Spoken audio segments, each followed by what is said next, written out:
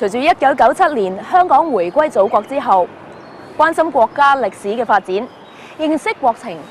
體會社會文化，以及培養國民身份認同，都係好多教育工作者所關注嘅議題同埋工作重點之一。國情教育一直係好多學校嘅重點工作。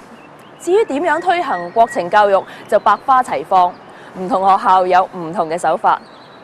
以下3間學校嘅經驗可以同大家一齊分享。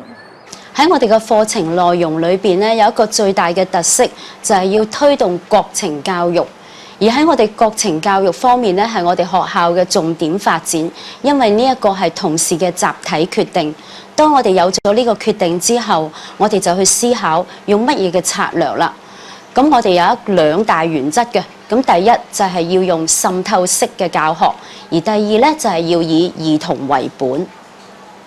我哋曾經有老師返內地考察國內係點樣推行國情教育，我哋發覺內地根本就冇特別標明國情教育嘅課程，而佢哋嘅國情教育係完全深入學習同生活裡面。舉個例，老師會帶學生去黃河邊旅行，喺旅行嘅時候，老師帶佢哋去聽下黃河嘅流水聲，摸下黃河邊嘅沙石，感受下黃河嘅偉大，就係咁樣自自然然培養學生對黃河以至整個民族嘅感情。所以我哋認為將國情教育用一個好自然嘅方式滲入課程，係最能夠培養學生嘅愛國情懷。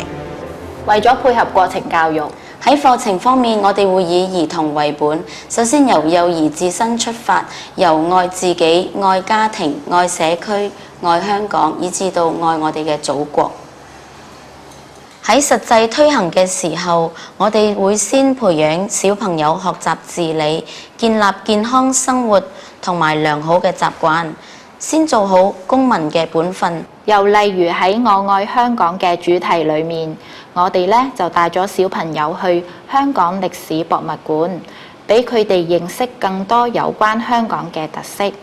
參觀完香港歷史博物館之後，老師會俾小朋友嘗試運用佢哋嘅公民權利去投票，選出想深入研究嘅題目。當然呢啲亦都係國情教育嘅基礎。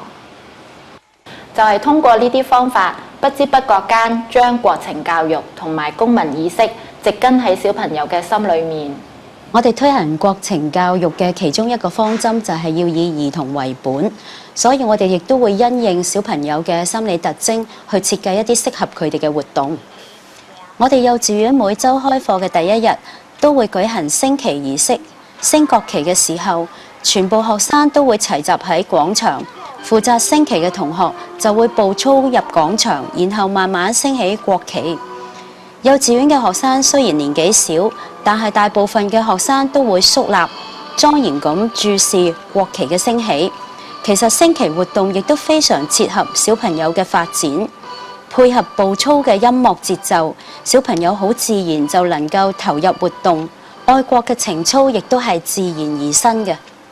為咗讓每位幼兒都能夠喺升上小學之前能夠擔當呢個升旗手同埋護旗手，我哋透過大哥哥大姐姐嘅計劃，鼓勵小朋友先做好自己，然之後先至可以合資格擔當呢個升旗隊伍。所以能夠成為升旗手同埋護旗手，對佢哋嚟講都係一份光榮嚟㗎。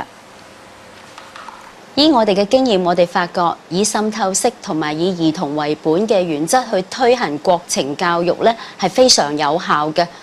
亦都係非常得到小朋友嘅歡迎同埋家長嘅支持。好啦，其實咧每次咧見到小朋友啦，佢哋能夠咁認真啦、咁投入啦，同埋佢哋咁細個咧都能夠咧做到咧升旗啦，同埋見到其他小朋友啦，都係細個啦，都係望住支國旗去升啦，咁樣咧其實都係好感動㗎。好開心。點解咁開心啊？因為我有機會做到升旗隊伍。我咧做到升旗手咧，